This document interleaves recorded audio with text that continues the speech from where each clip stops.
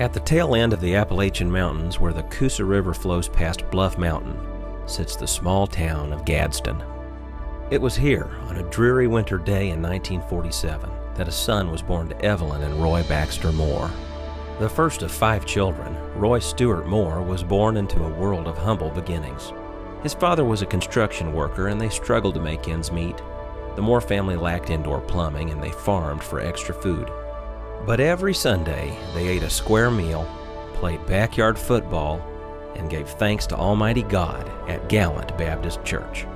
Though lacking the wealth of this world, they found riches in Jesus Christ. Roy knew the meaning of discipline, hard work, and the value of higher education. He received an appointment to the U.S. Military Academy at West Point, where he learned the importance of duty, honor, and country. Upon graduation, Roy Moore served in Germany, and later in Vietnam, where he commanded an MP company near Da Nang. When Captain Moore returned home, he attended the University of Alabama School of Law, and after graduation was sworn in as Etowah County's first full-time Deputy District Attorney. After 5 years as a Deputy District Attorney, and eager to fix the local justice system, he ran for Etowah County Circuit Judge. His efforts to reform the system were attacked by the courthouse crowd, causing him to lose his election. So he exited the political ring and entered another ring, where he fought as a kickboxer, and later spent time ranching in Australia, but eventually he longed for home. Roy Moore returned to Alabama to focus on renewing his career in law, but God had other plans. He soon met Kayla, and they married in December of 1985. Together they moved into a simple home that Roy had built with his own hands.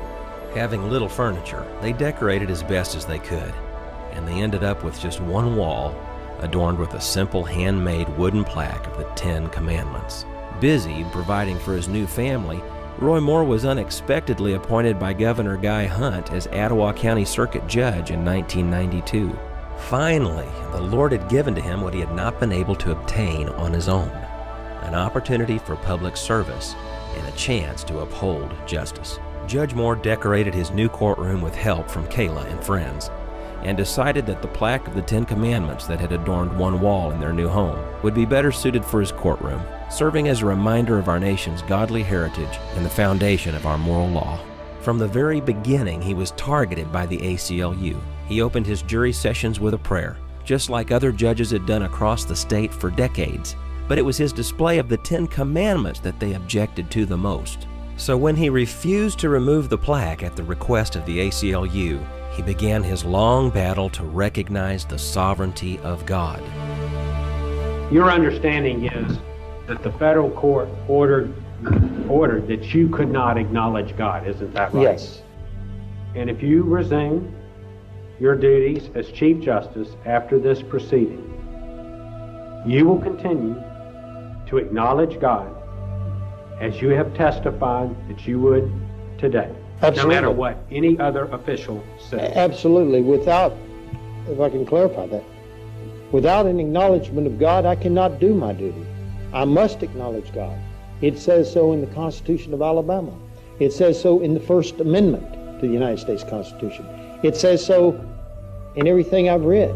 So the only point I'm trying to clarify, Mr. Chief Justice, is not why, but only that, in fact, if you do resume your duties as Chief Justice, you will continue to do that without regard to what any other official says. Isn't that right? Well, I will do the same thing this court did, in starting with prayer. That's an acknowledgement of God. I would do the same thing that justices do when they place their hand on the Bible and say, "So help me God." It's an acknowledgement of God. The Alabama Supreme Court opens with, "God save the state and this honorable court." It's an acknowledgement of God. In my opinions, which I've written many opinions, acknowledging God as the source, a moral source of our law. And I think you must. During the trial of this matter, Chief Justice maintained his defiance, testifying that he stood by an earlier statement given by him to the Judicial Inquiry Commission, in which he stated in part, "I did what I did because I upheld my oath, and that's what I did, so I have no apologies for it. I would do it again."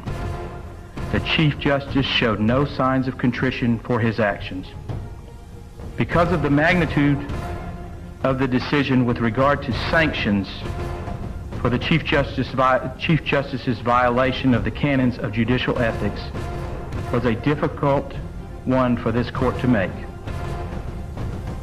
Finding no other viable alternatives, this court hereby orders that Roy S. Moore be removed from his position of Chief Justice of the Supreme Court of Alabama.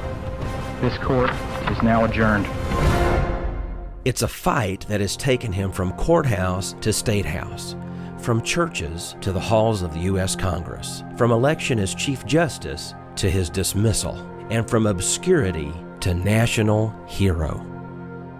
All the while, Judge Moore has simply tried to uphold his oath as a judge and recognize the divine foundation of this nation. But the fight is far from finished. Forbid it, Almighty God, I know not what course others may take. But as for me, give me liberty, or give me death. Together, we can guide this nation through rough waters and back to the safe harbor as one nation under God.